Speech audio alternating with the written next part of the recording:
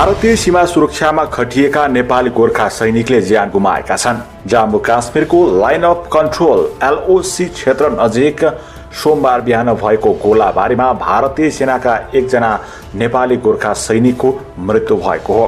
भारतीय सेनाले युद्ध विरामलाई उल्लङ्घन गर्दै सोमबार बिहान करिब 5:30 बजेतिर पाकिस्तानतर्फबाट भएको गोलाबारीमा परेर जम्मू काश्मीरको नौशेरा क्षेत्रको रजौली जिल्लामा खटिएका हौलदार दीपक कार्कीको मृत्यु भएको हो।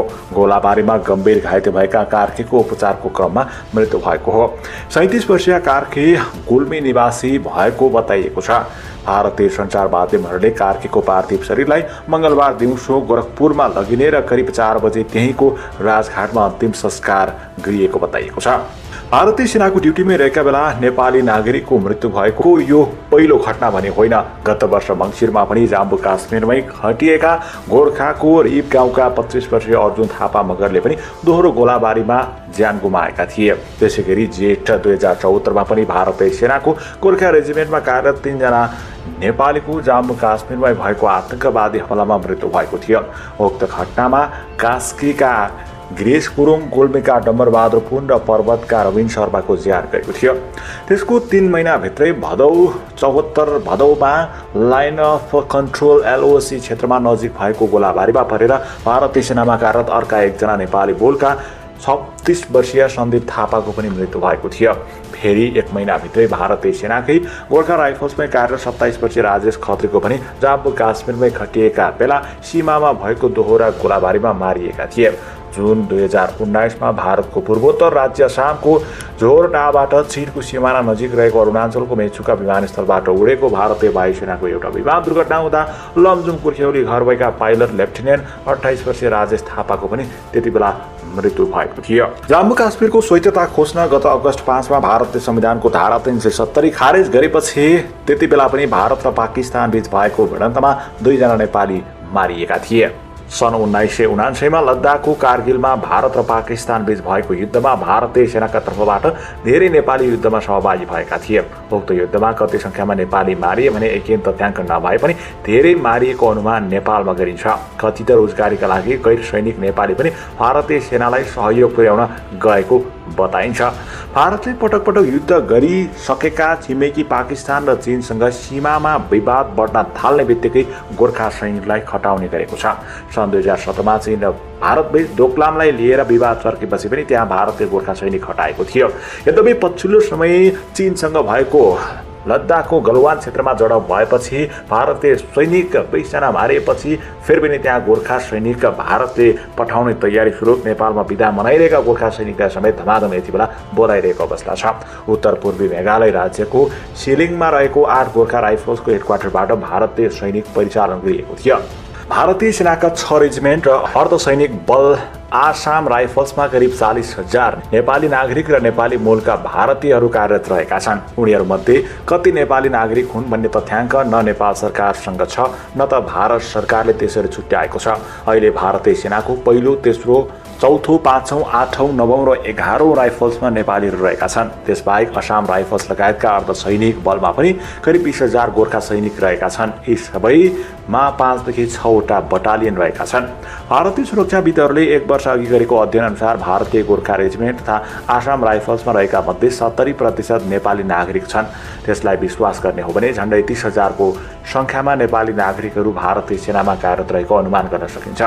भारतीय सेनाले हरेक वर्ष नेपाली नागरिकलाई भर्ती गर्छ, तर ठ्याक्कै यति संख्या भन्ने चाहिँ छैन। भारतीय तथ्याङ्क अनुसार 80,000 पूर्व सैनिक, 17,000 अवकाश प्राप्त आसाम राइफल्समा सैनिक र 11,000 सैनिकका विधवाले नेपालमा पेन्सन बुझिरहेका छन्। उनीहरू सबैका लागि 1200 करोड रुपियाँ भारतले खर्च गरिरहेको भन्ने गरिन्छ। बेलायती सेनामा भने ब्रिगेड अफ गोर्खाज अन्तर्गत royal Gorkha rifles, Queens Gorkha signals, Queens own Gorkha logistic regiment रहेका छन्। नेपालले गोर्खा सैनिकहरू फिर्ता गर्ने हो भने संख्यात्मक रूपमा भारत र बेलायतलाई ठूलो असर पर्दैन, तर यसले गतिलो झट्का भने लाग्छ। गोर्खालीको वीरता संसार प्रसिद्ध पनि छ। आफ्नो सेनामा वीर गोर्खालीहरूको सांगीतिक उपस्थिति मात्र पनि होइन, ती देशका लागि ठूलो गर्वको कुरा हो। गोर्खालाई देखाएर उनीहरू आफ्ना दुश्मनहरूलाई तर्साउने गर्छन्। नेपाली युवाले बेलायत र भारतको तर्फबाट थुप्रै पटक युद्ध लडेका छन्। भारत र चीन बीच 1962 भएको युद्धमा गोर्खाली सहभागी थिए। भारतले हारेको उक्त युद्धमा कति संख्यामा गोर्खाली मारिएको भन्ने केही तथ्याङ्क छैन। सन् 1987 श्रीलङ्काको लेटे विद्रोह दबाउन पनि भारतले गोर्खा सैनिक प्रयोग गरेको थियो। पाकिस्तान, बङ्गलादेश र श्रीलङ्का तीनै मुलुक नेपालका मित्र हुन्। यी लडाईँहरूमा कति गोर्खालीहरूले ज्यान गुमाए भन्ने तथ्याङ्क नेपाल सरकारसँग छैन। भारतले मृत गोर्खाको शवलाई नेपाल ल्याउन समेत नदिने गरेको बताउँछन् ग्रेटर नेपालका अभियन्ता फणिन्द्र नेपाल। पहिले शव नेपाल ल्याउन दिइन्थ्यो, तर पछिल्लो समय उतै रद्गत गरिन्छ।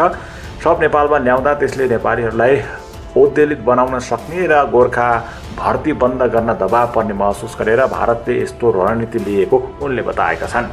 बेलायतका तर्फबाट गोर्खालीले दुईवटा विश्वयुद्धमा अहम भूमिका निभाएका छन्। बेलायतले 12 जना गोर्खालाई उनीहरूले युद्धमा देखाएको बहादुरीका लागि भिक्टोरिया क्रसले सम्मान गरेको छ। भारत र बेलायतले संवेदनशील एवं जोखिमपूर्ण ठाउँहरूमा गोर्खाली सेनालाई अगाडि सार्ने गरेको सीमाविद श्रेष्ठको भनाइरहेको छ। त्यसो त भारतीय सेनामा नेपालीहरूको उपस्थितिका लागि फाइदाजनक पनि हुन सक्ने एक थरीले ठानेका छन्। गोर्खाहरूसँग सम्पर्क स्थापित गरेर भारतीय सेनाको भित्री रणनीतिहरू बुझ्न सकिने वा नेपालसँग भारतको तनाव बढ्दा गोर्खाहरू देखाएर तर्साउन सकिने उनीहरूको बुझाइ छ। तर अहिलेसम्मको अनुभव हेर्दा गोर्खाहरूबाट नेपालले त्यस्तो कुनै पनि फाइदा लिन सकेको देखिँदैन। सरकारले भारतीय सेनामा रहेका गोर्खालीहरूसँग कुनै खालको संयन्त्र स्थापित गर्नु त टाढाको कुरा हो। यस्ता गोर्खाली कति छन् भन्ने सामान्य आँकडा समेत सरकारसँग छैन। उनीहरू राज्यबाटै सम्बन्ध टुटेको अवस्थामा रहेको छ। यदि भविष्यमा उनीहरूसँग अनौपचारिक सम्पर्क स्थापित गर्न सक्दा पनि उनीहरूबाट कुनै गोप्य सूचना पाउन सम्भव छैन, किनकि भारतीय सेनामा नेपालीहरू उच्च ओहदामा छैनन्। गोर्खा बटालियनकै कमान्डर पनि भारतीय हुने गएको छ। भारतमा मात्र होइन, थुप्रै नेपालीले अन्य विदेशी भूमिमा पनि युद्धका क्रममा ज्यान गुमाएका छन्। त्यसको सुरुवात पनि निकै पहिलेदेखि भइसकेको थियो।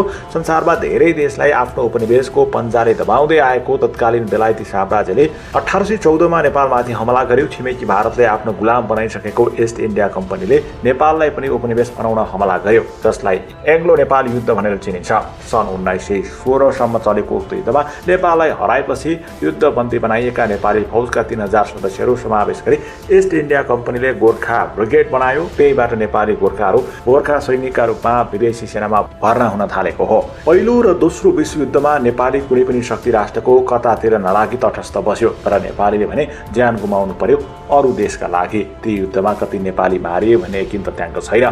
तर सन् 1941मा नेपालका प्रधानमन्त्री जुद्ध शमशेर राणालाई अङ्ग्रेजका भारत स्थित गभर्नरले थप भर्तीका लागि विशेष अनुरोध गरेको पत्रको उत्तरमा जुद्ध शमशेरले राणालाई लेखे, सधैँ मानिस गाउँघरमा बाँकी नरहेको, सबै भर्ती भइसकेको भन्ने सन्दर्भले धेरै नेपाली ती युद्धमा मारिएको मान्न सकिन्छ। तर बेलायतले उपलब्ध गराएका तथ्याङ्कहरूले पनि निकै कम देखाउँछन्।